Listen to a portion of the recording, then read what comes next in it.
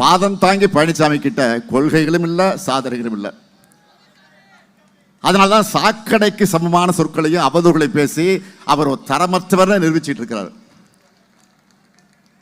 NDA எனும் பெயரிடற தமிழ்நாட்டுக்குள்ள பின்வாசல் வழியாக கொண்டு வர்றதுக்கு தேர்ந்தெடுக்கப்பட்டிருக்கக்கூடிய முதன்மை அடிமைதான் பழனிசாமி. அவர் பழனிசாமி இல்லை, ஆமாம் சாமி, அடிமை சாமி. அதிமுக எந்த கூட்டணியில் அடிமை சாசனம் எழுதி கொடுத்து சேர்ந்திருக்கு? அன்னை தமிழுக்கும் தமிழத்துக்கும் தமிழ்நாட்டுக்கும் துரோகம் செய்கிற என்டிஏ கூட்டணியில் சேர்ந்திருக்கு. அந்த கூட்டணி டெல்லியில் வச்சு முடிவு செய்யப்பட்ட கூட்டணி எல்லாருக்கும் தெரியும். ஊழல்வாதிகளும் தேர்ந்த துரோகிகளும் காவி கும்பலை தோல்ல சுமந்துக்கிட்டு வராங்க.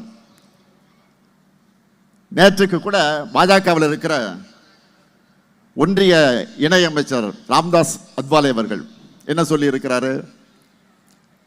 தமிழ்நாட்டில் என்டிஏ கூட்டணி ஆட்சியை அமைப்போன்னு பேசியிருக்கிறார். அடிமை சாமியான பழனிசாமி இதுக்கு ஏதாவது பதில் சொன்னாரா? என்ன சொல்வார்? ஒன்றும் சொல்ல. தமிழ்நாட்டுக்கு வரக்கூடிய பாஜக அமைச்சர்கள்லாம் என்னவெல்லாம் பேசிட்டு போறாங்கன்னு பத்திரிகையில் வருது, டிவியில் வருது, செய்திகள்லாம் பார்க்குறீங்க. அதில் அமைச்சராக இருக்கக்கூடிய பியூஷ் கோயல், அமைச்சராக இருக்கக்கூடிய தர்மேந்திர பிரதான், இங்க வர்றவங்கெல்லாம் இந்தி திணிப்புக்கு ஆதரவா மும்மொழி கொள்கையை செயல்படுத்துவோம்னு பேசிக்கிட்டு இருக்கிறாங்க. இதை எதிர்த்து அடிமைசாமி ஏதாவது குரல் கொடுத்திருக்கிறாரா?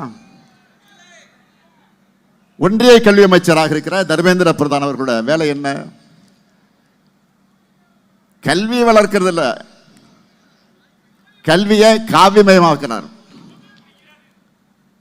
இந்திய திணிக்க மும்மொழி கொள்கைக்கு ஆதரவாக பேசுறாரு, பேசிட்டு போறாரு.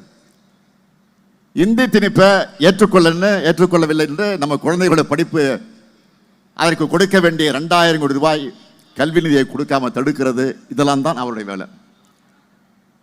மும்மொழி திட்டத்தை செயல்படுத்துங்க, 2000 கோடியே தரம்னு அமைச்சர் பிரதான் சொன்னார். 2000 கோடி அல்ல, 10,000 கோடியை கொடுத்தாலும் இந்தியை திணிக்க அனுமதிக்க மாட்டார்.